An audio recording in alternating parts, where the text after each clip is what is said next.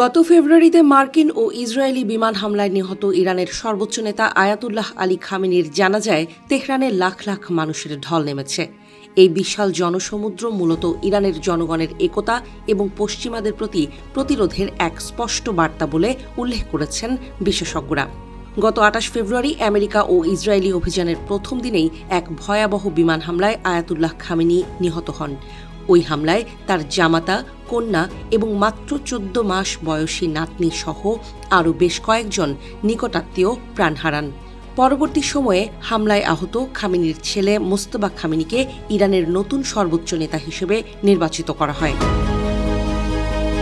সংবাদ মাধ্যম RTVকে দেয়া এক সাক্ষাৎকারে খামেনির জানাজায় উপস্থিত বিশ্লেষক হেলালি জানান, জানাজায় অংশগ্রহণকারী জনগণের মাঝে ঐক্যের এক বাস্তব অনুভূতি কাজ করছে। বিপুল সংখ্যায় উপস্থিত হয়ে ইরানিরা মূলত বিশ্বকে জানিয়ে দিচ্ছেন যে তারা একটি শক্তিশালী, স্থিতিশীল ও সহনশীল রাষ্ট্র চায়। এমনকি নিজেদের সার্বভৌমত্বের প্রশ্নে তারা আমেরিকা ও ইসরায়েলি যৌথ শক্তিকেও পরোয়া করে না। ওই বিশ্লেষক বলেন, খামেনির জানাজায় জনস্রোত থেকে বোঝা যায় ইরানের মানুষ কোনোভাবেই আমেরিকা ও ইসরায়েলের হাতে তাদের ভাগ্য ছেড়ে দিতে চায় না। ইরানে কেমন সরকার গঠন হবে, কিভাবে ইরান চলবে, তাতে আমেরিকা ও ইসরায়েলের নাক গলানো মোটেও মেনে নেবে না ইরানের সাধারণ জনগণ। এদিকে খামেনির এই বিশাল জানাজা বিশ্ব অঙ্গনে ইরান সম্পূর্ণ বিচ্ছিন্ন ওয়াশিংটনের এমন দাবিকে পুরোপুরি মিথ্যা প্রমাণ করেছে বলে মনে করেন এই বিশ্লেষক। জানা গেছে ১২০টিরও বেশি দেশের প্রতিনিধি খামেনির জানাজায় অংশ নিয়েছেন। এমনকি মার্কিন মিত্র হিসেবে পরিচিত পাকিস্তান ও সৌদি আরবও ইরানে তাদের প্রতিনিধি দল পাঠিয়েছে।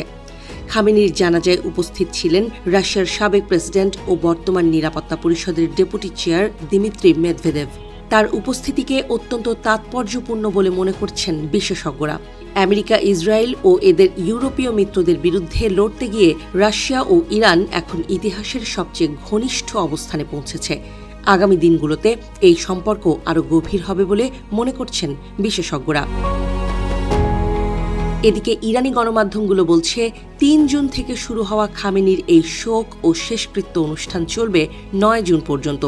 এই সময়ের মধ্যে তার মরদেহ অন্তত ৫টি শহরের মধ্য দিয়ে বহন করা হবে। ধারণা করা হচ্ছে প্রায় ৩ কোটি মানুষ এই শোকযাত্রায় অংশ নেবেন।